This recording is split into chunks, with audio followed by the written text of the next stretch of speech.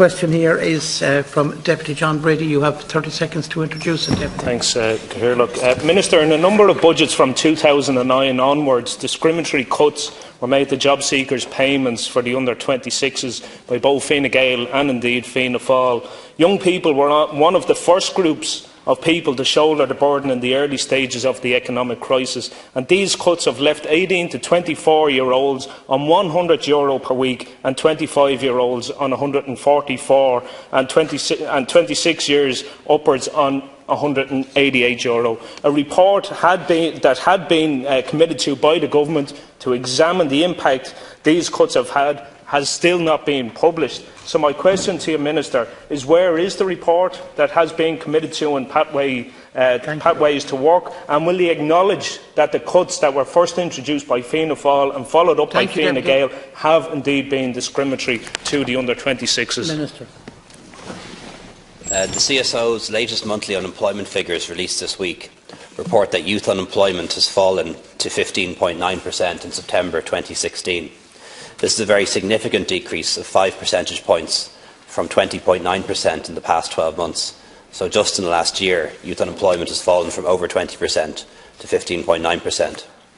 At the same time, the overall unemployment rate has fallen by 1.2 percentage points over the same period, from 9.1% to 7.9%. Reduced rates for young job seekers allowance recipients were first introduced in 2009 under the Fianna Fáil Green government, and were further extended in subsequent budgets to apply to job seekers under 26 years of age under the Fine Gael Labour government. These measures were introduced as they were considered to prevent young people from entering welfare dependency by providing young job seekers with a strong financial incentive to engage in education or training or to take up employment. Should a young job seeker on reduced job seekers allowance payment participate in an education or training programme, they will receive a higher weekly payment of €160. The review of the job seekers' allowance rates for young persons under 26 years of age will examine the effectiveness of the reduced rates in encouraging young job seekers to avail of education, training, employment programmes and opportunities. As part of a wider effort to encourage and promote research based on the Department's administrative data, researchers from NUI Maynooth have been provided with all data on job seekers' assistance claims since 2007 for people aged under 28.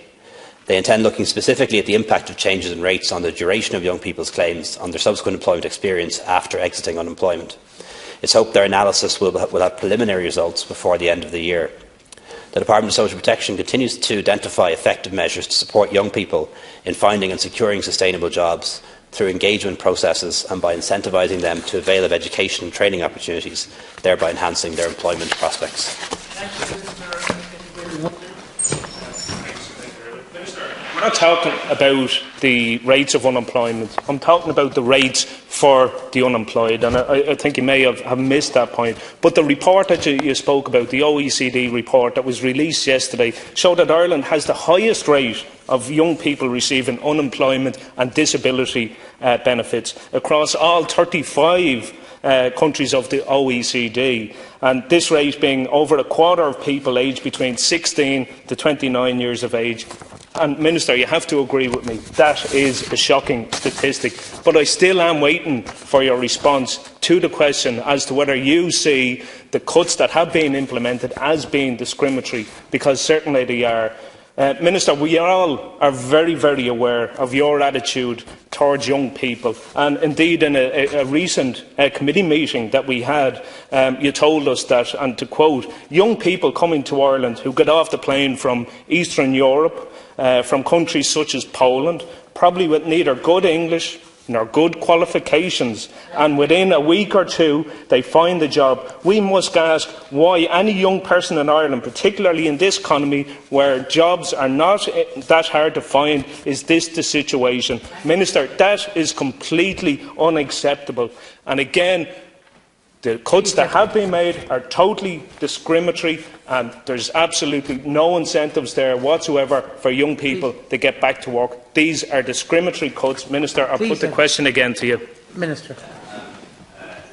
He's going to quote me. He may wish to quote me in full, but our attitude is very different. You're interested in welfare rates for young people. I'm interested in getting young people into work.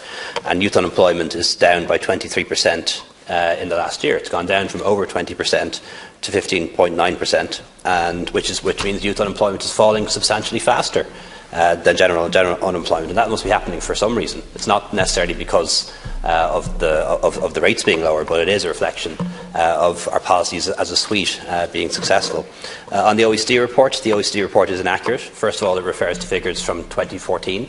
This is not 2014, it's near the end of 2016, and a lot has happened in the Irish economy in the past 2 years. It also uses data from the Survey of Income and Living Conditions, the SILC, rather from the actual unemployment data. If you do look at the actual unemployment data, youth unemployment in Ireland is now below the OECD average. Thank you. You want 1 minute, Deputy?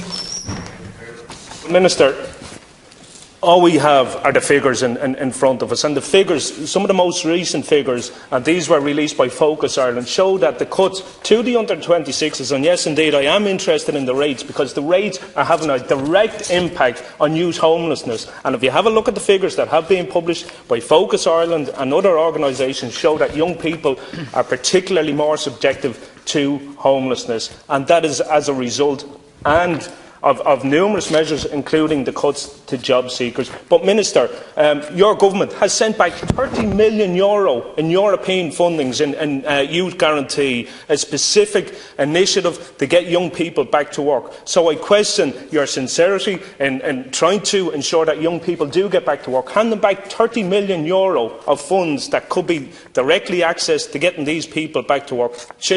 Minister, Sinn Féin, we're committed to reversing some of these cuts, particularly the cuts to the young people that I'm talking about. We've committed to €40 increase in job seekers for the under-26s in our budget submission. Minister, can I ask you, will you commit to reversing these discriminatory cuts, like Sinn Féin, €40 this year, €40 next year, to bring it back up to the €188 that it was?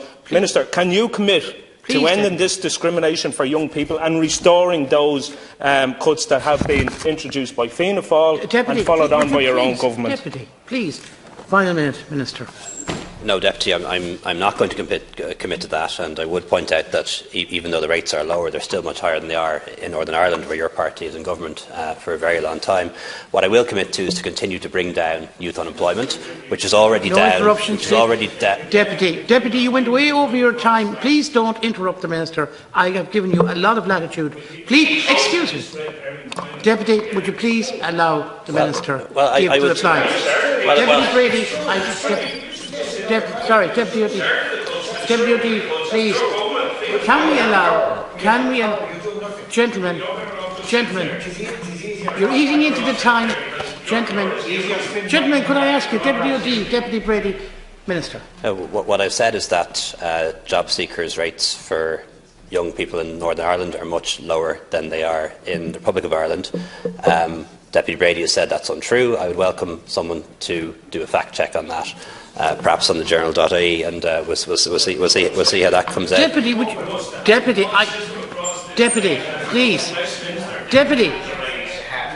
please. Can we move on to question 3, please? You've had more than your time. Well, I will give you the opportunity because you have been interrupted. If you want to. Thank you. Deputy.